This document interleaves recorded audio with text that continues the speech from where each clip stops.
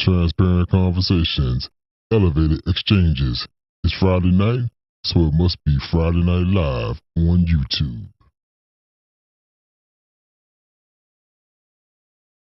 Hey, what's happening? I don't know what's going on. Look, I didn't even press the button. Hello. welcome back to my channel. This is Oh, wait a minute. Hold on. I'm sorry. I have too much open. Sorry. Welcome to Transparent Conversations, Elevated Exchanges. It's Wednesday night, so this is the Wednesday night recap. And yes, we are live on YouTube. I'm Calvin, or CPJR if you know me, or the Melancholy Guy if you feel me. This is tonight we are doing. This is a rough episode, y'all. We're doing Break Trauma Bonds, Find Your True Self. And this is gonna come with some difficult situation that's happening to the family right now. So anyway, welcome back to the pod. So like I said, this is just this is a Wednesday recap show. So this show, I've decided to just make this show a recap show. We're not gonna have any rough subjects from the main show, like real conversations, but we will have some it's either some things that are happening to me personally and my family, or something happening in politics or current events. So tonight, definitely gonna deal with trauma bonds, right? Trauma bonds are dangerous, and I've had some experience with them. I used to call them struggle bond, and I need to talk about struggle bonds and trauma bonds. It's not a joke, man. It's actually kind of dangerous, and I used to make a lot of jokes about the situations, that I've been through. But I've always known that what has happened in my family could happen to me if I didn't get out of it. And I don't think that the this is between a relationship. I don't think the people that are involved in it know exactly what's happening or what's going on. They're just going from not dealing with past traumas, and then just carrying those traumas into the relationship, trying to find safety, and safety is through control, and then that control gets kind of wild and crazy, and that's what happened. And it seems like I've dealt with it in my family, myself personally, like two different relationships, and then I've learned how to really look out for it. I look out for any type of control. Period. You know what I mean? Like, I've been through that type of thing before, many times. Been with somebody who's trying to control me, and I've always said that me coming out of rehab and trying to take that time to really build my life. I never was allowed to, or I never took the time or was permitted the time to just go ahead and do what I need to do to build myself back up before having to be all these different things to so many different people. That's why I think that's one of the reasons why when you do go, come out of rehab, you're supposed to go, try to be. It's supposed to be a more selfish time, because you got to be focused on yourself to get yourself back, and then you can, come back into or deal with the demands of others. I never took that. I had that time because I've always had to get into the mix for some reason. I never really wanted to be alone, and I don't know how I got that far into it. But like I said, this is episode number 11, .76. It's episode 11, 76 days. If you know, you know, and if you want to know, you can just ask me. What does that .76 mean in days? So, so we're going to talk about a situation that came up in my family, and I didn't even know that it was an issue until now. It's at this extreme stage. For some reason, I'm gonna talk about it in 1 second. But if you get a second, and if you're back, you've been here before, please like, subscribe, and share. If you, I don't know, think you need this in your life or want to share this in your life or want to, I don't know, help me out. Help me out. I don't know. I don't exactly know what I'm doing. So anyway, so yeah, subscribe, and share the show. To boost it up in the algorithms. I don't know what that means. I don't know who watches this. I know I make it for me. This is part of my spiritual practice, as I've said many times. So what am I talking about? We're talking about addiction, recovery, ethical non-monogamy, and just a whole bunch of life shit, you know. All right, so I'm gonna leave it right there and come back here. So tonight.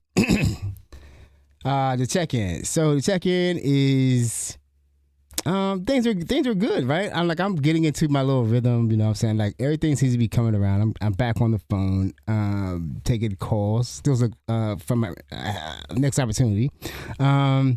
Next job. So yeah, I had an interview yesterday and I got one tomorrow scheduled. So we'll see how things go. Things will seem to be picking up and working out, I guess, since they made a China deal. We have a trade deal with China, 55%. Do y'all watch politics? Do y'all even care? I watch it, but for some reason, I'm still in the check-in. For some reason, I'm zoning out about the whole thing, and because I don't want to protest. I'm like, what are y'all protesting? Like, because I don't know. I'm like, okay, this is the second time y'all elected this guy, right? Who's protesting? And why didn't y'all know he was going to do the same? Y'all had to protest the first time, and we got to protest the second time again because y'all put him back in office. And now y'all want to protest again, and he's crazier than before. There was a whole way to avoid. This all could have been avoided. We don't know. It's all, you know what I mean? Like, why is a convicted felon running the country? Who does that? Who votes for a convicted felon? I wouldn't do it. So what I think about the people that did, like, what do I have to think about you? Now y'all running around the street protesting. How could this been avoided? And no, the worst part of it for me is, will you do it again? You probably will do it again. You're not that smart. That's the part that hurts me the most. Is that this may not be the last time. Even if we get out of this one, it may not be the last time. And this is how it's going to be forever. Just don't learn. Just don't want to learn. It's a class warfare, not race warfare. Okay? Always has been. So let's work together on the class, not the race. It's not about the race. We in the same boat. It's economical. All right, so where am I at? I'm still in the check-in. So yeah, the NASDAQ went up. So now I guess we're back in the hiring. Time to hire. But people are still looking. There's still a lot of people looking for jobs, man. It's like you can just see it, like the number of people that are applying for jobs. But I'm gonna tell you this, I'm gonna give you some game. Make sure you run your resumes through AI. Not for I don't care about the AI part. I care about the automatic tracking system, whatever. The score, right? So the resumes are scanned in, and there's keyword searched, so your resume needs to be formatted correctly. And AI could do that very easily. Or you could pay somebody who probably just run it through AI themselves. But it's up to you. Once I did that, I'm like, that's what's going on. The first time I did that, like in 2024, it just automatically just got calls left and right because it gets scored right on the thing, and you could tell if your resume isn't being scanned correctly because the resumes are parsed right when you upload them. And then they use the information to fill out the application on the form. So if your resume is formatted correctly or as correctly as possible, most of those will be filled in correctly, right? So if you can't get through that, you're not getting through their system. Then your resume isn't being seen; it's being rejected. So spend if you got the money, spend it. If you don't have it, do the work, the research, and fix it. All right, that's some game. That's some game. So things might be picking up, I think. So we might be back. So, but anyway, I'm still falling in my groove. Everything's working out pretty good. You know, I'm learning how to get around. getting back to myself again. Like I said, dot 76 is a good place to be. And then I'm still dealing with a lot of things that are coming up. I mean, this thing that came up, I don't even know. I'm gonna talk about it. It's gonna be rough, because it's really like sharing people's business or family business. And then, but I think that's what we all suffer from. Because I'm like, wow. Because I'll say, okay, wait a minute.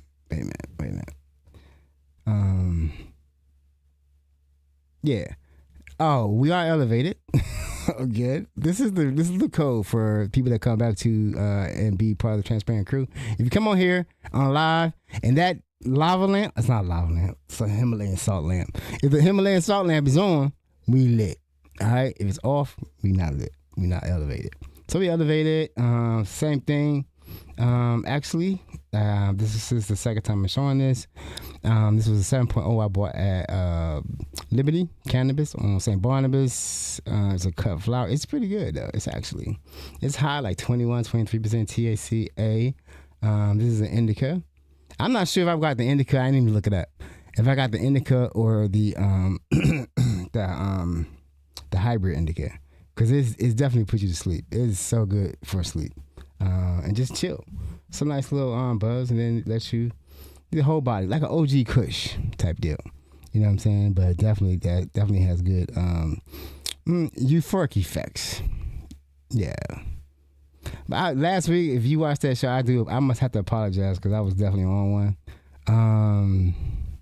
I was on one, and I also had the bad news of not being able to actually pursue an opportunity because they still do THC drug tests in 2025. This is Maryland, right? DC, legal in DC, legal in Maryland, recreation.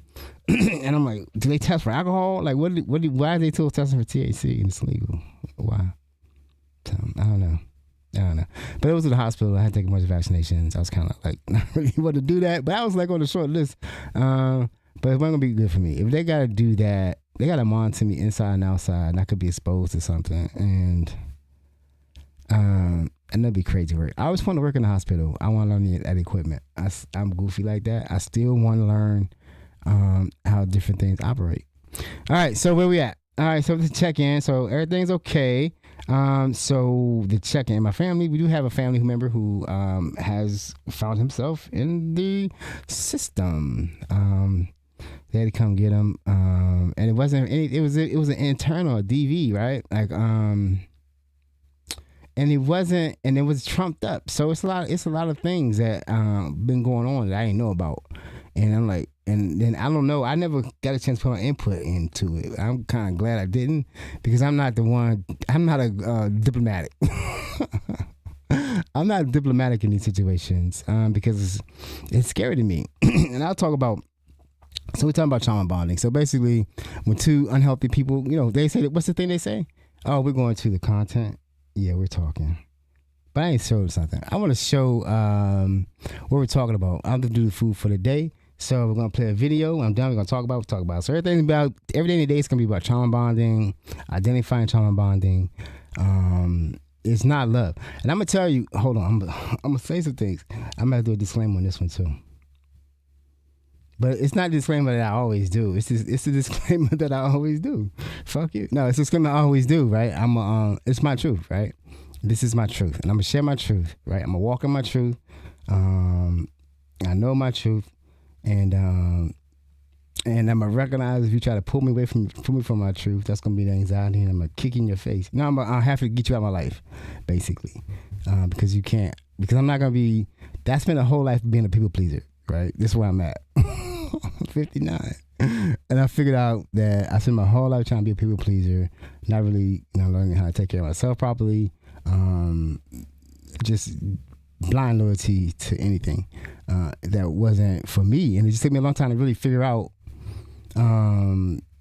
what I could have done differently earlier, and it took me all this time to just get here to where I have a chance to not continue the path I was going, right? So that's what I'm trying to get other people to avoid the same thing, because there's no way this situation should have happened. So why? Because I always say, like, why are so many people in unhappy relationships, and why is it a joke? You know what I'm saying? Why is it a joke? Why is the pop the balloon thing a joke? You know what I'm saying? Why is the reality TV a joke to the point where it's like Love Island? What's the thing they do? Like 29 Day. I don't know. I don't watch reality TV show, but it's always seemed to be a joke about love and finding people, and it's out here and it's dangerous, right? Because people don't know what a real relationship should actually look like. You know what I'm saying? Because they don't see it. When do you see a happy relationship? But I'll wait. I know last time I see one. When y'all think the last time I seen a happy relationship? Guess. All right, y'all know. Y'all don't know? You know what? It's funny though. A lot of people. Well, it was 2017, of course, when I was with Ayana, and then the one before that was when I was with Helise. Not Helise. Oh, damn. Fuck, that was a slip of the tongue. Heidi. Those are the 2 times. And why? Why was that the happy? Why were those the times? Right? You could trust. I could be myself, and I could trust them. I could trust them with myself. You understand what I'm saying? I could be vulnerable. I was never attacked. And I'm going to go into this a little bit more, right? What I'm talking about. Is this damn video I'm finna play? Hold on one second. I'm lit. Stockholm Syndrome.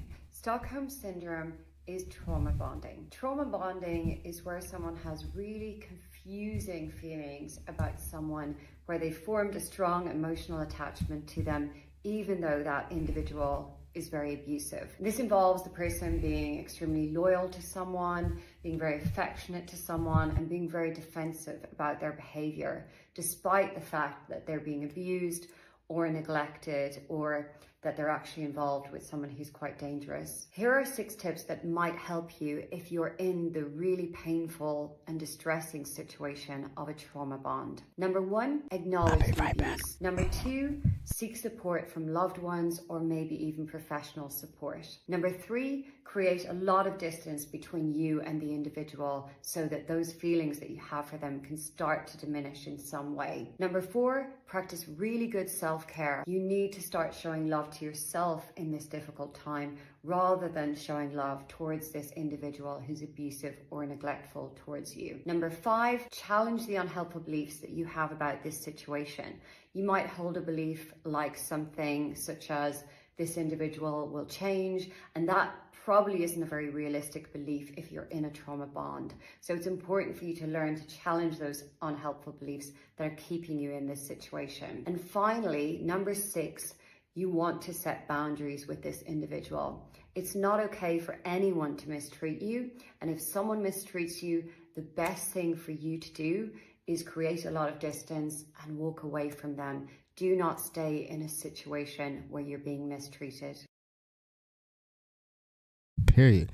Okay, so that's important, right? That's what you need to look for, right? A trauma bond. Like one thing about I'm gonna talk about why this happening. One thing about trauma bonds you need to understand is that, when I was growing up, I say this all the time, right?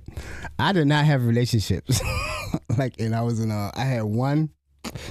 in high school, I had one relationship. I've talked about it. I broke up with her and I never had another one. I had situations. I had a lot of friends.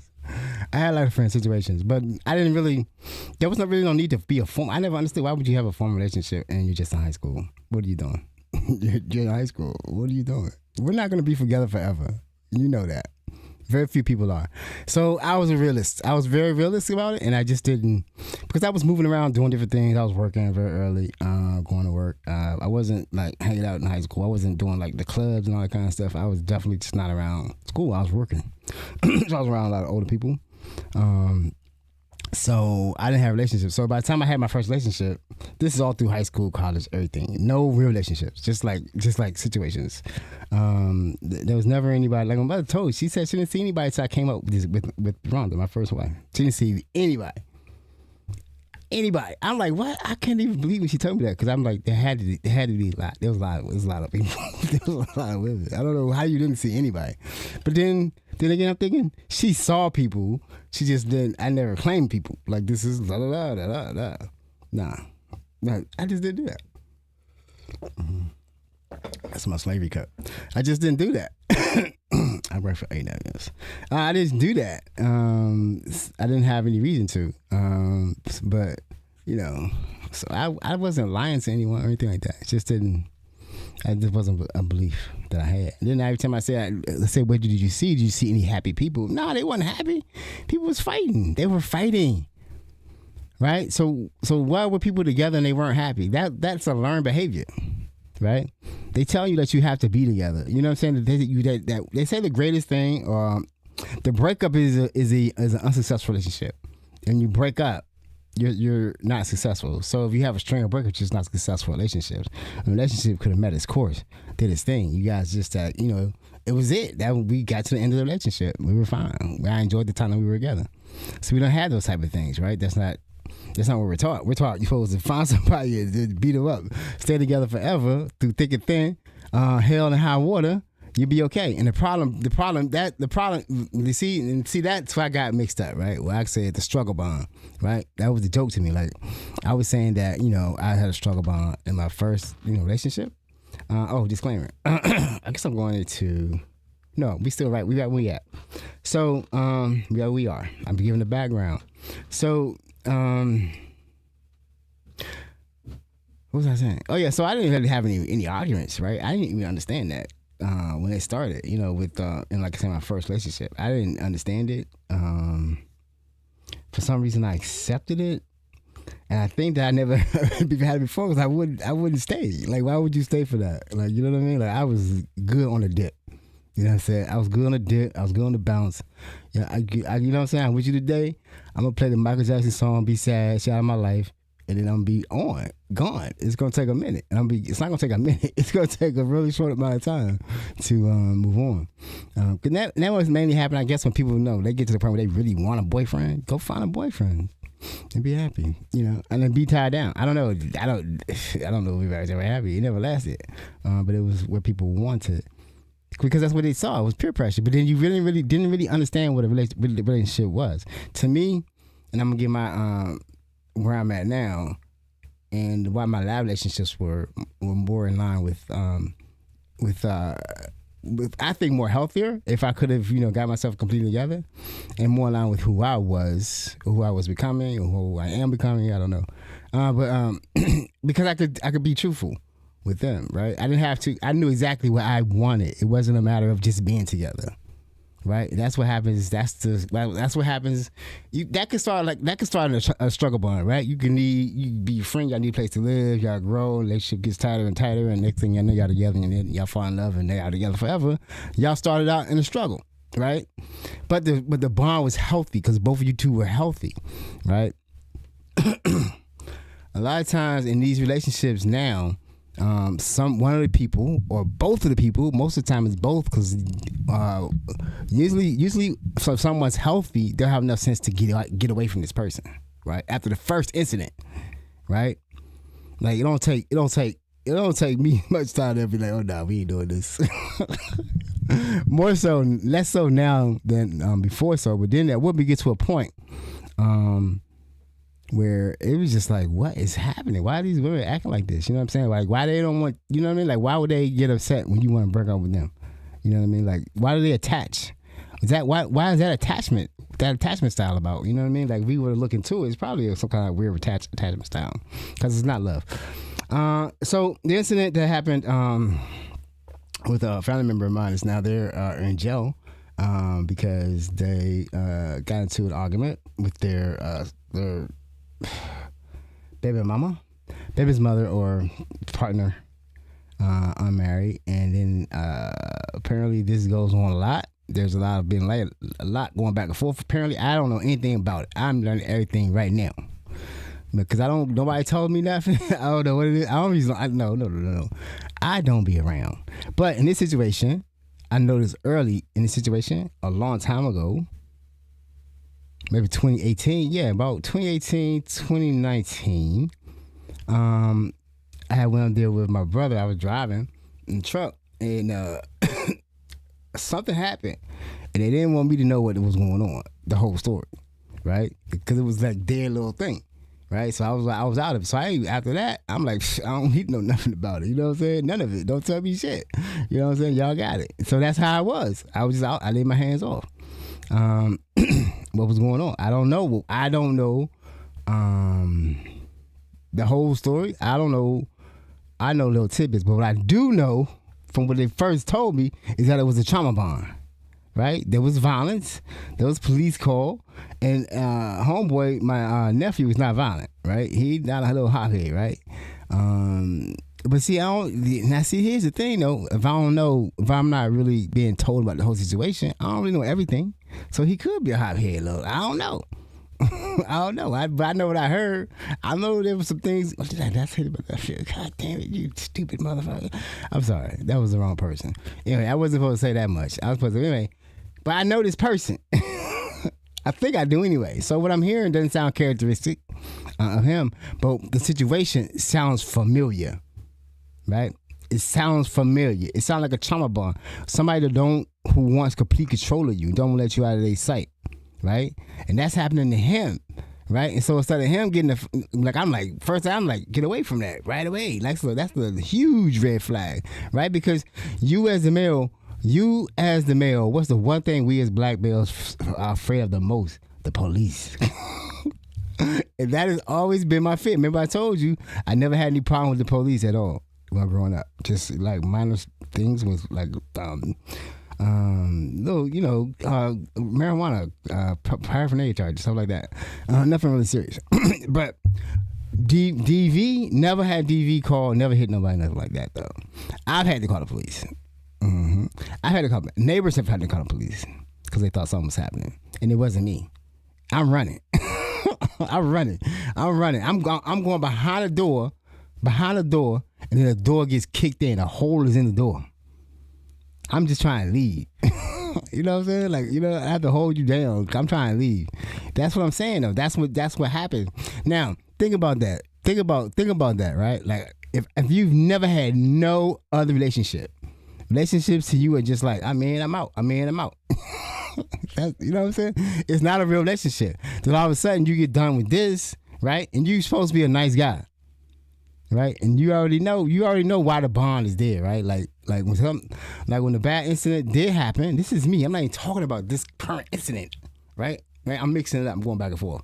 So, but this incident I'm talking about, my first one, the one that I should have known, the one that scared the hell out of me, right? And I almost ended up in jail. Police got called on me. I could have ended up in jail this first time, right? But I had enough sense to say like, I'm gonna sit here till the police come. When they come, I'm just gonna walk away. Cause I ain't do that. So, but this incident happened because I don't even know what the incident happened, why it happened. All I know is one day I'm in the car driving, and then I'm being called selfish over and over again, to the point where this person is telling me to get out their car. Right?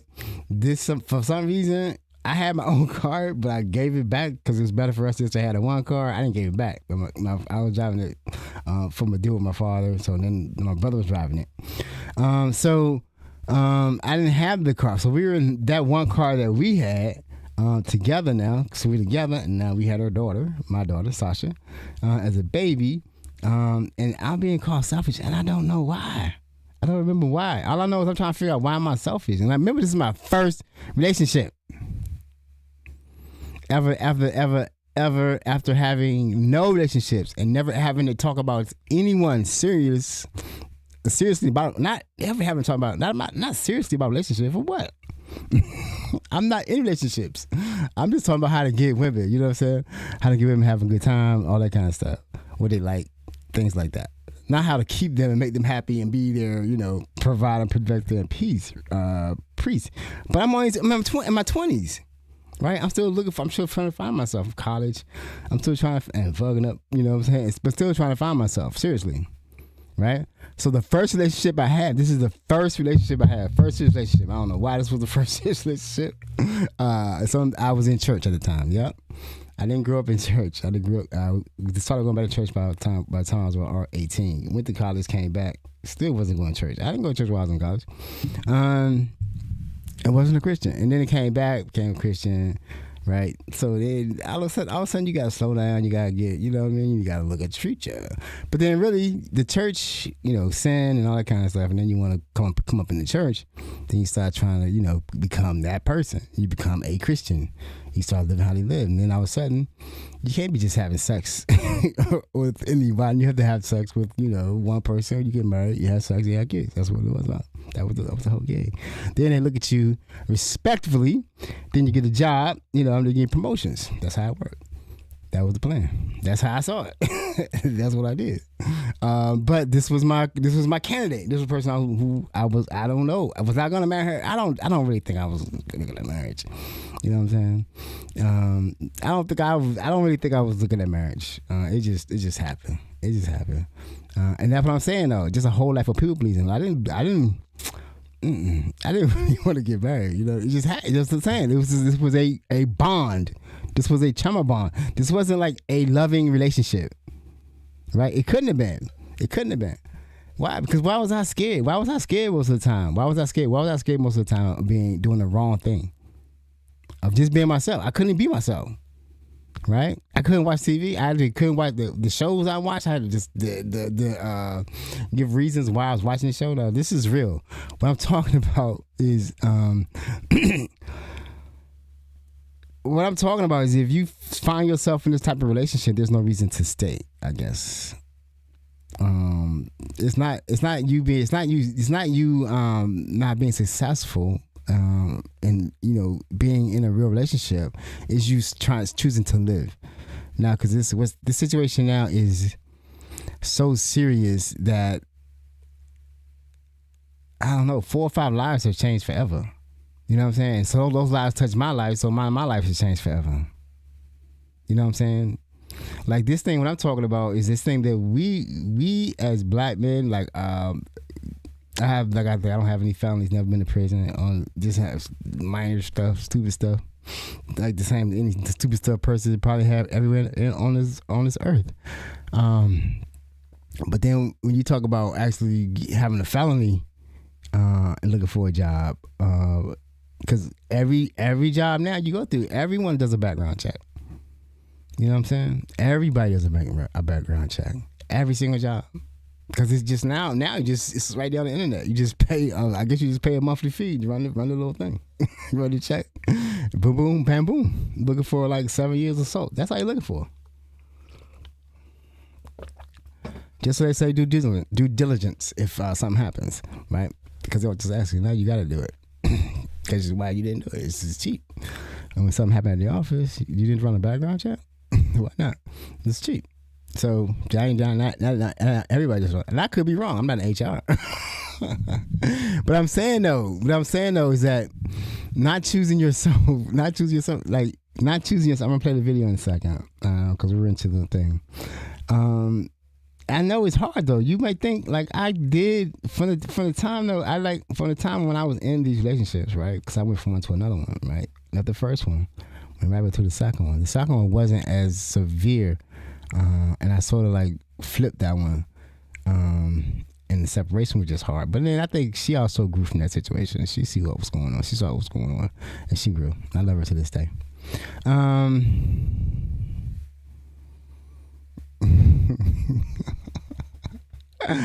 Okay. So we're going to play this video and I'm going to come back. This video is going to be on...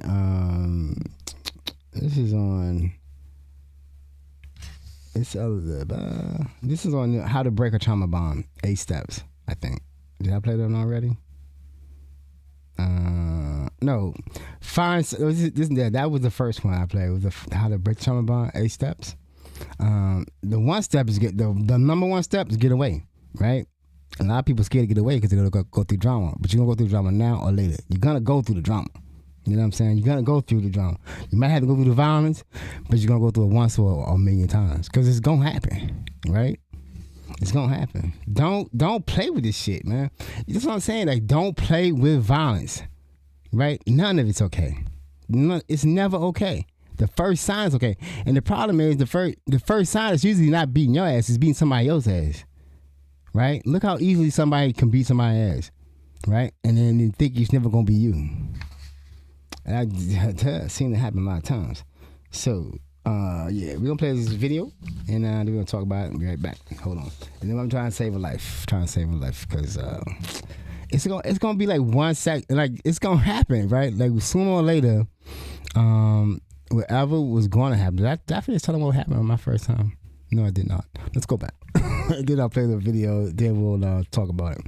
This might be a little long. No, it won't. Okay.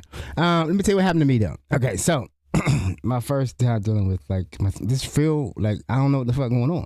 You know what I'm saying? I try to talk to my mother about it because I don't know what the fuck. I do not know what's happening. Right? I do not know. But then I know though, right? Because like if I'm doing what I want to do with my life, and this is before I'm married. Right? This is before we're married, right? But it's enmeshment. She's gonna talk about enmeshment.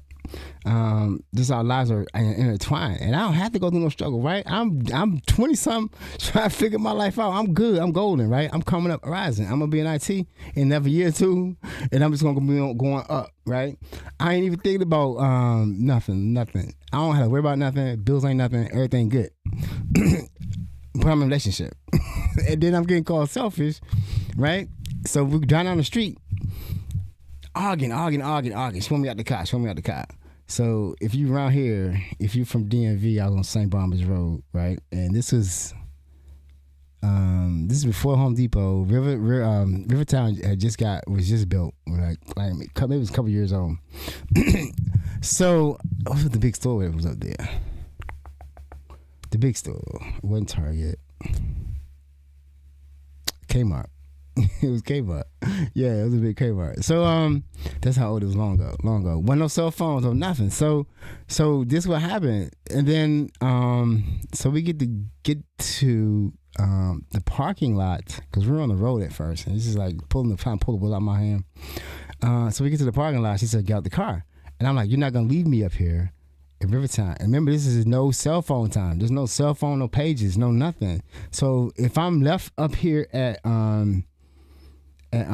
the shopping center, I have to find a phone, or find a public phone, call the house, and hope somebody's there to pick me up, right? Or hope somebody's at the house, you know what I'm saying? And then I gotta try to find somebody else at the house, at another house, because that's how long ago this was.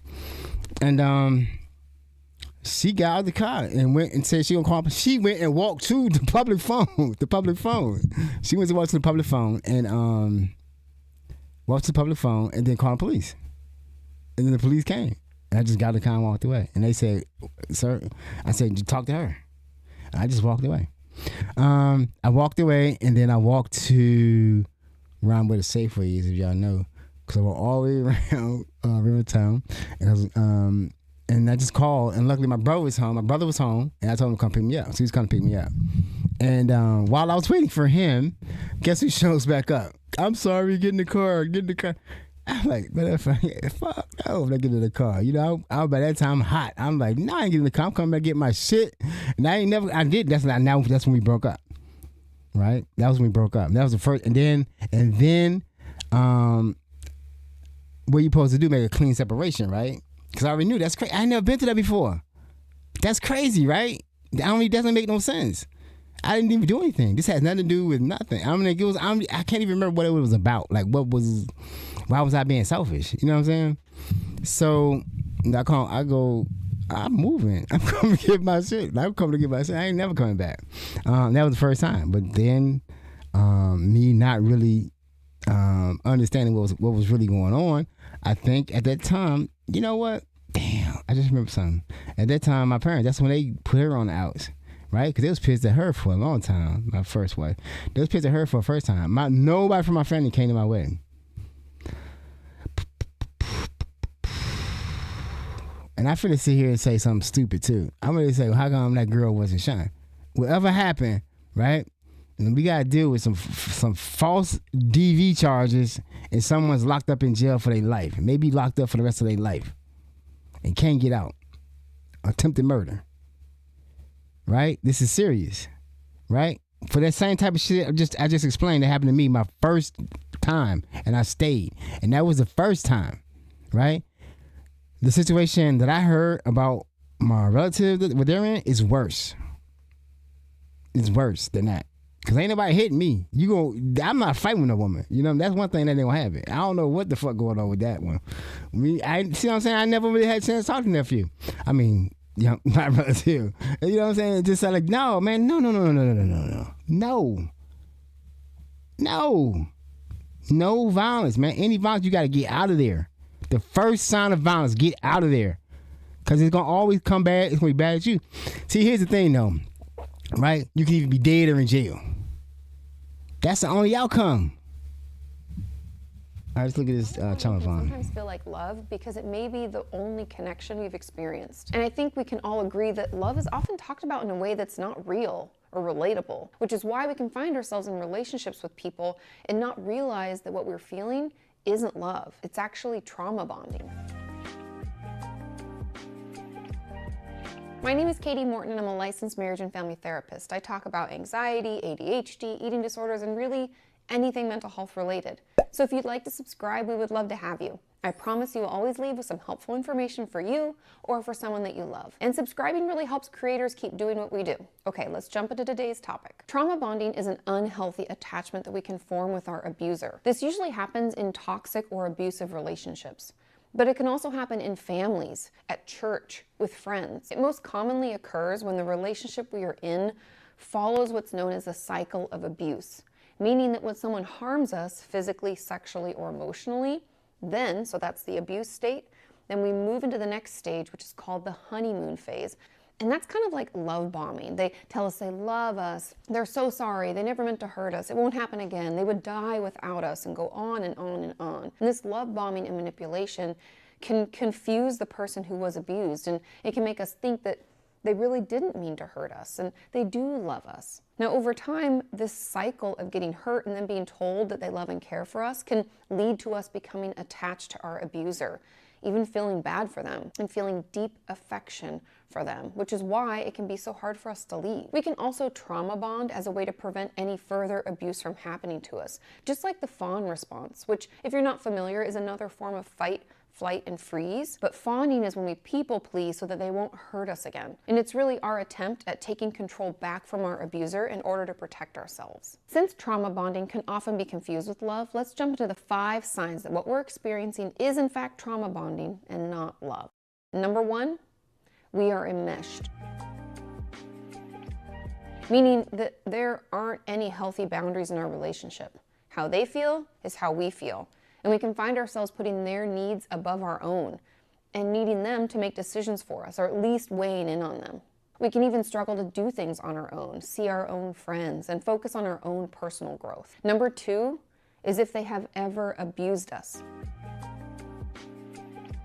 Physically, sexually, emotionally, even if they said it wouldn't happen again or gave excuses for why they did it. Yeah, I want to stop right there because I want to say something on this part. Talking about abuse. Okay, so you might say, like, on the first incident that I talked about, was there abuse?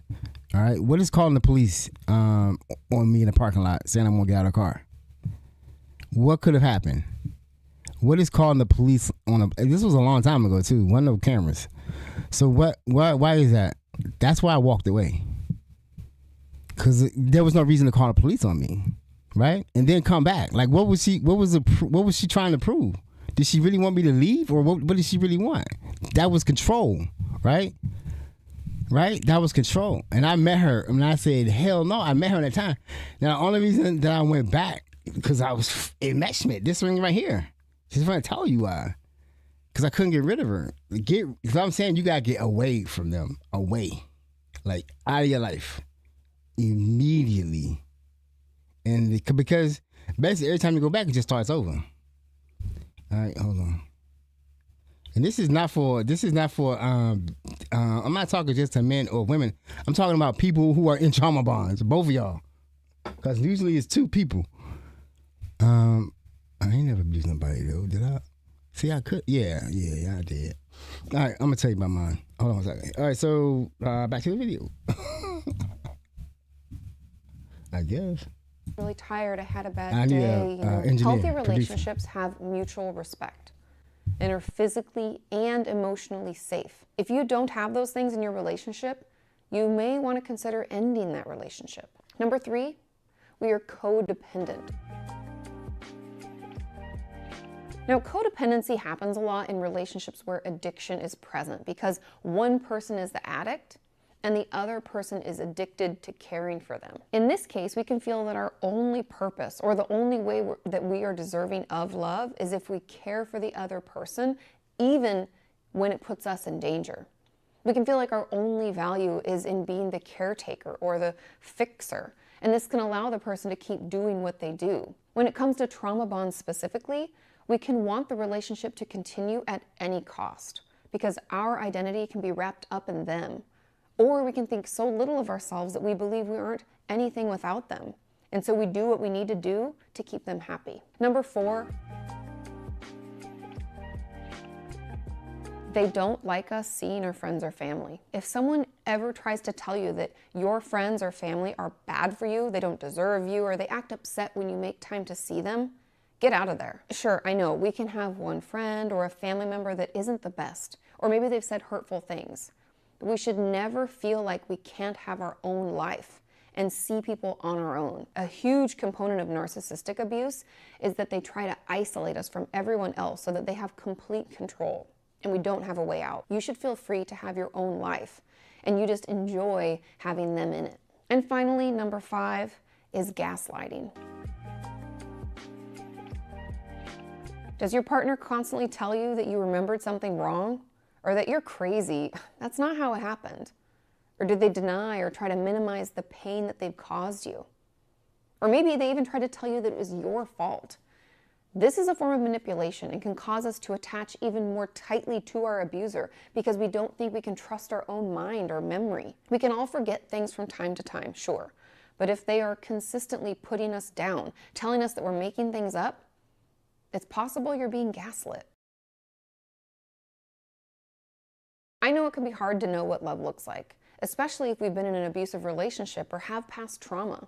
But remember, loving relationships allow us to be ourselves, have our own life, and enjoy the addition of another person in it. It is supportive, respectful, and encourages us to do more of what we love. Healthy relationships have clear boundaries, open communication, and trust. If we only get affection and kind words after we've been hurt, you may want to rethink your relationship because it could be trauma bonding, not love. If any of this sounds like your relationship, please find a trauma therapist in your area or online. The sooner we start talking to someone about this, the sooner we will feel able to leave and heal from the abuse. Know that you are all deserving of real love and support, and don't settle for less. Yeah. Okay. So yeah, the information for the video definitely will be in the notes, in the show notes. It's just a lot of good videos on this stuff, man. So if you're dealing with it, this is a serious topic, man. Reason I'm taking time to do this because it's serious.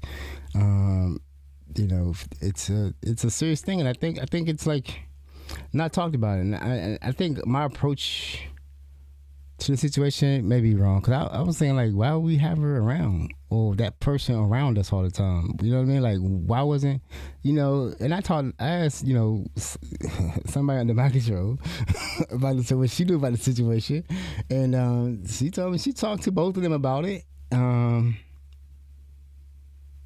But you know, when you in the situation and then they had another little attachment that's here still now, that's part of the family now too, who's now her life has changed forever. It's gonna affect you. You have to deal with it. And I was saying like freeze your, like I don't know, man. I'm like me myself. I'm like let's tackle it. You know what I mean? Like let's tackle the situation. But that's not really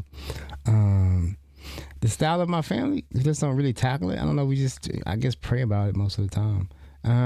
But we don't tackle it. So that's why most of the time I'm saying I'm just gonna go downstairs and be quiet. That's what I do. But I have to talk about it, so now I got a podcast. So maybe that's how I'm talking. But yeah, I didn't even know that should have been front and center. Now we gotta deal with it. Now you know what I'm saying? If you don't deal with something, you're gonna have to deal with it sooner or later, right? Like I already know I got shit that I ain't dealt with. Even though I'm trying to rebuild my life at this point, I still got shit I gotta deal with. You know what I'm saying? If you don't have a plan, I still have to do it. And so that's why I'm working on this foundation, you know, spiritual foundation, in order to be able to tackle those things when those things come up. You know, spiritual, financial, all the foundations as I go forward, and let it take the time that it's going to take, because basically, I'm moving in the right direction. Like definitely with people, like even if, like I told you, the whole situation with the current little situation with old buddy. The same thing, just like boundaries, right? When you have boundaries, when you say this is who I am, this is how I need to be treated, and this is what I have for you, right? And then that don't match, it just don't match. Don't worry about it. I don't ever have to block anyone again because of an argument. You know what I mean? Like that's done.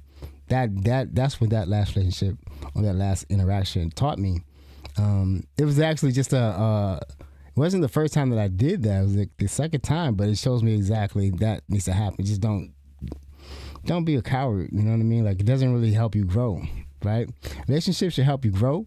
And that's the problem with these trauma bonds. You will not grow. Like, be your true self. You will never be your true self. That's what I'm saying. Like I don't even know dude, right? Because if dude was acting to the point where it got to this point, that now your whole life is going to be over. Like the situation is to a point where you're going to an environment where you're going to have to change.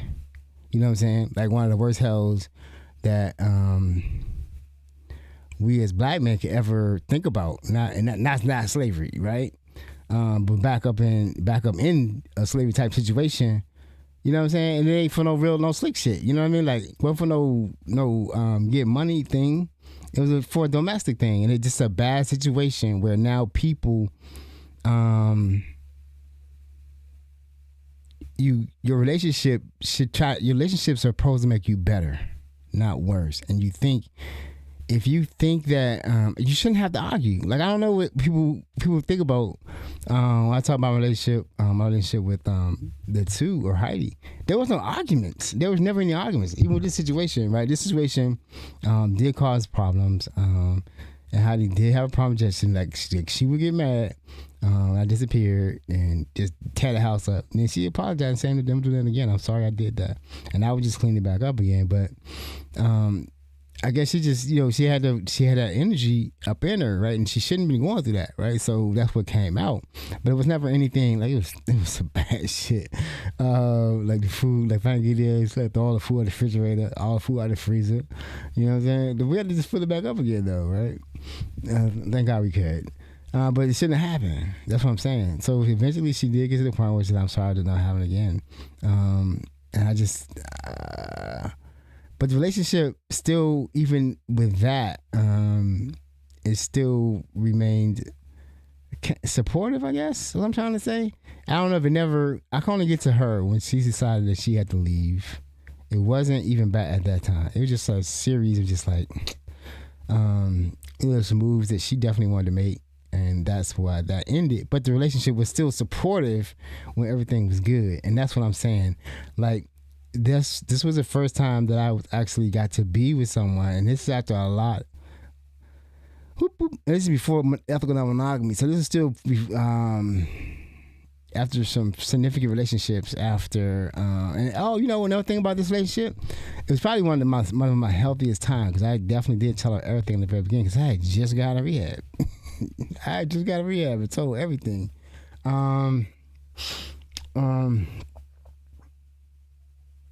So if there was a time to get my shit together, that would have been the right time. If I had just been on the right shit, and I couldn't get on the right shit. I still had something to learn. I don't know what it is, but it was a painful ass lesson. I know that. So, but this is very, very, very important. I'm gonna play. It's not love. It's a bond. It's not love, right? It's an attachment. It's not feeding you. It's destroying you. You should not have to argue. I don't care what you say, but people say like, oh no, you working things shit out. I ain't arguing with nobody about nothing, right? And I'm thinking I'm learning that more and more, even with friendships. Like, I don't have any reason to argue with you, because I'm doing what I need to do for myself. You should be doing what you need to do for yourself. Now, if you think I need to be doing something for you, you can request it. I don't have to give it to you, right? that's it. And then we could part ways. There's nothing, anybody. You know what I'm saying? Except for my daughters, they could ask me for shit I can't give, and I gotta figure that shit out. But that's about it, because I owe them a lot more. But that's it. Those are only two. Maybe my mother and father. Definitely my mother. That's it. Fuck all the rest of y'all. But trauma bonding is a serious situation. And I have one more video I want to play from one of my favorite podcasts. It's Horrible Decisions, but really it's Decisions. The reason I want to play it because it reminds me of what a good relationship feels like. You know what I mean? Like, I can feel it. Like, you know what I'm saying? That's the one thing that I in both those two relationships, I can remember the feeling of being safe, the feeling of being able to talk to someone, to be able to cry with someone and have them be there for you, to support you. And those are good relationships, man. I mean, like, if they're quiet times. Now I'm gonna talk about this, but I'm gonna tell you about one more thing about a good relationship. Is when I was with my second marriage, we used to drive up to New York. We just spent a lot of time together, like quiet time, and we used to be able to just talk about anything. And that's what I'm saying. You have to be with somebody that you can enjoy the quiet times with, and just not argue. And there should be never no arguments. I don't care what you say. Like, if you arguing, what are you arguing about? If I don't like you, I ain't gonna be around you. That's one thing for sure. So a lot of times you just don't like these people, and y'all forcing it, and I don't know why y'all do that. Can somebody tell me why would you be with somebody you don't like? Life is too short, man, and it definitely can get bad. But cause I'm gonna ask you why. Do you ever ask yourself why you would be with somebody you don't like? Like, why would you go through, like, a job? I understand, but a life, I don't understand. Not every single day I gotta talk to you, because one thing about me, you see where I live, I have a podcast. I'm talking to a mic for some reason. I don't know what it is. I'm gonna do what I want to do, but if you're gonna try to stop me from doing what I want to do, that's gonna be a problem. And it's not gonna be. Before, I would probably say, okay, yeah, we go, okay, I love you, happy wife, happy life. You know, that type of bullshit. But we ain't on that anymore. That's not gonna happen. Because I don't want to die. First of all, what's the button? Let's press the button. Change I must, or die. Right. I It's all will. about change today. And I know that certain behaviors, changing, friction, anxiety. Like, I don't have anxiety today because I'm doing what I need to do. I have anxiety about things not happening the way I think they should be happening, but I have peace because I trust the way things are happening. I don't know if you get that. All right, so we're good. So, no, I got to play one more video. All right, so I was telling you a story. So, yeah, we used to drive up. So, I used to be with somebody that I really cared about a lot. So, we used to drive up to New York because she used to go to New York for her hair done. She was a diva. So, she had to go to New York, get her hair done, and she used to go up how she wanted to go up. I didn't go up all the time. Because I would have to work sometimes. I would have to work a lot on the weekends. And that give me time to be alone. You know what I'm saying? Man, I call them man's weekends. Now cook meat. I get drunk and look at YouTube. Those were great weekends. But I digress. What was I saying? Oh yes, so then when her father, was getting older, he had dementia, and so I would say I would drive you. You don't have to worry about going to New York anymore. I just drive you. We just go up together. Because I wanted to be in New York too, right? Because we have friends up in New York now. Elise was in New York. And plus, the favorite restaurants, this is like a swinger days. It's El Calamari days. So we had people that we knew and would hook up with. And then, so we used to go to our favorite little spot in the Grove Village. We used to go with different people, have a good time. The food is always good in New York. Their family is great. But we used to drive up there and just talk and listen to podcasts and talk. And that was like the greatest times of my life. Just that drive. And then sometimes I would look over and she'd be asleep. And she'd wake up and then she would do like one thing. She'd just look up and then grab me and then rub me on the back of my head. Right? That's when I knew things were good. Things were good. Every time. Right? Just that little simple thing. And like, if you aren't getting that in your relationship, I don't even know what you're in a relationship for. All right, someone plays one video. So Here we go. we have a bunch of questions from fans for you, but my boyfriend has one for you. Oh. He says, what is the key to a 30-plus year marriage? Or since this is a sex podcast, should you tell the girls a sex tip for an everlasting marriage? Always treat your man well. Always stroke him. Ew, Mom. No, what do you mean? I mean, you know I have this thing about the back of the head. Always touch touch a man in the softest, in the back of the neck, on his baby hairs. That's the most sensitive part of a man. When you can stroke a man and he doesn't know it's coming, and it don't mean hard. You just let your fingers, it just brings him back to, I know I love her. I know I love her. You always have to have that touch, unexpected. And they just, you look good in their eyes again. That's your sex tip? Well, you want me to talk about getting down, bending over? Right, that's intimacy. I like that. I like that was a good tip. Because anybody can give a blowjob. Not like she and I, but anybody can give a blowjob. Everybody would be a great lay. But the sensitive, those little moments like that, just, or bring your man if he's watching a game or doing something by himself, bring him something as a surprise. Don't let him have to ask you. Can you when you bring it to them and you didn't have to ask, they just like, oh, I know why I love her. It's that connection of you're not always on him. Go do your thing. Well, he was a workaholic. So that's actually really cute. Never around. But there's not really a sex. I think everybody and everybody's man. That's your. But those little subtle moments that you touch your man is just like. It's almost like they're thinking, "What happened? What did I do?" Yeah. So that's. I like that. I think also physical touch, even if it's not someone's love language. It's one of those things that you immediately know someone really cares about you. Yes, it's that intimacy, but it's unexpected all of a sudden. Yeah. We can all be intimate because, you got to get down and busy, but it just comes from nowhere. If you're in the store and you just touch the back of his hand, he's like, oh. Yeah, see? That's all you got to do. So I say that to say, I told you what the story, but I still remember that time. Like, it's like if you don't get that feeling about your relationship, why are you there? You know what I'm saying? Like, my first marriage was not it. And it's no problem. I probably did love her to the point where she's my children, but we weren't friends. That's what I'm trying to say. What I'm trying to say is that thing never was there. It was just like it turned into a grind, an unhealthy grind, and it's like, and it ended crazy too, right? It ended crazy too, because of me, and then because of her. Just the both of us together was not good. It wasn't good for the kids, because I didn't want to be there. It was my fault. I shouldn't have never married her. It was my fault. And that's what she told me at the end. That's what she told me. That's what she told me. She said, you going to leave me? I always knew you would leave me. I was like, damn, why would you just tell me that? Then why you didn't leave me? Made this shit easy. Why had to be hard? Well, oh, my God. See, that's what trauma bonds do. They make you crazy. So the first thing you do is to separate yourself. There should be no violence in your relationship. I don't feel like I should be arguing in your relationship. If you argue, that's on you. If that's what you want to do, that's what you want to do. I'm not arguing with you about nothing. I'm going to leave. Because I enjoy my own company, right? I'm finding peace. That's what's important.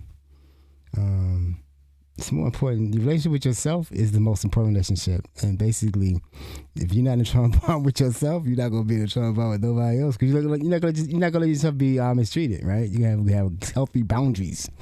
All right, I'm gonna leave it right there. That last clip was from Decisions or Horrible Decisions, Mandy and Weezy. The big podcasters out in New York on the iHeart Network. They were on the Black Effect Network.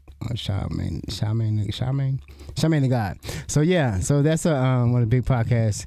That was very, very important, right? Your relationship should be feeding you, and they should be feeding you. You should be growing. Y'all should be growing together. If y'all fighting, y'all not growing. Y'all shrinking, and then y'all gonna kill each other spiritually first, and then probably physically. So avoid all that. And just go be happy, man. You don't have to be in a relationship. You don't. I don't care. I know y'all say the kids are more important. No, the kids are important. But if you're arguing in front of the kids, endangering the kids, that's what I'm saying. You aren't helping them. You're showing them how to have a bad life. We want to have more examples of people being happy. That's what's important, right? We don't have those.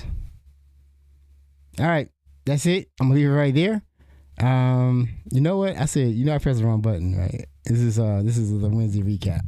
On the conversation on Friday is going to be on I don't know yet. If anything, we're going to go back to ethical non-monogamy and finish up on polyamory. That's my thing. So I don't know yet. We'll see. Too much is going on in the family and life, and but I'm gonna get back to the main conversation: ethical non-monogamy and addiction and recovery. All right, I'm out. I pressed the wrong button. I'm gonna see if I can press the right button this time. Hold up. All right, people, we out. Choose love, every time. Every time. And things will work out. Every all right, time. peace. See you next week. Love you.